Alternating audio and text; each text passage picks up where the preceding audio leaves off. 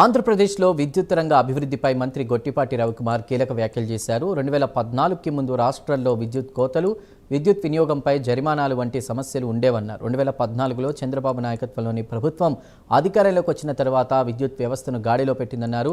Solar, wind energy రంగాలను దూరదృష్టితో ప్రోత్సహించి విద్యుత్ ఉత్పత్తి సామర్థ్యాన్ని పెంచారని తెలిపారు.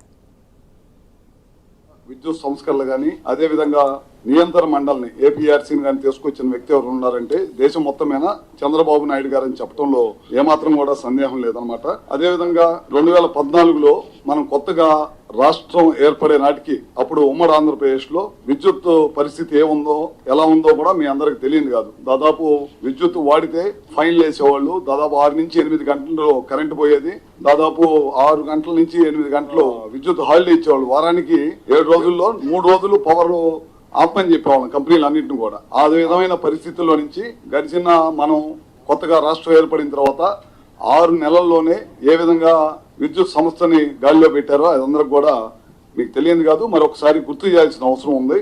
అదేవిధంగా దాదాపు 2014 నాటికి మన ఉత్పత్తి సామర్థ్యం 11,400 మెగావాట్లు ఉంటే దాన్ని దాదాపు 19,000 మెగావాట్ల పైన ఉత్పత్తి పెంచడం జరిగింది.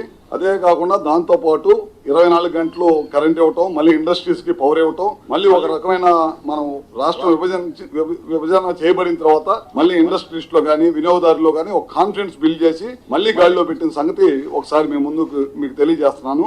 అదే కాకుండా సోలార్ కానీ విండ్ కానీ రెన్యూబుల్ ఎనర్జీ అంటే క్లీన్ ఎనర్జీ మొదటి రాష్ట్రం దేశంలో మనం తీసుకోవటంలో అప్పుడు ఆయనకున్న దూరదృష్టితోటి ఏ రాష్ట్రం కూడా విండ్ సోలార్ గురించి ఆలోచిస్తున్న టైంలోనే ముఖ్యమంత్రి గారు ఆలోచించి మన అనంతపురం జిల్లా, కడప, కర్నూలు ఈ ప్రాంతంలో సోలార్, విండ్ని ప్రోత్సహించిన సంగతి కూడా ఒకసారి గుర్తు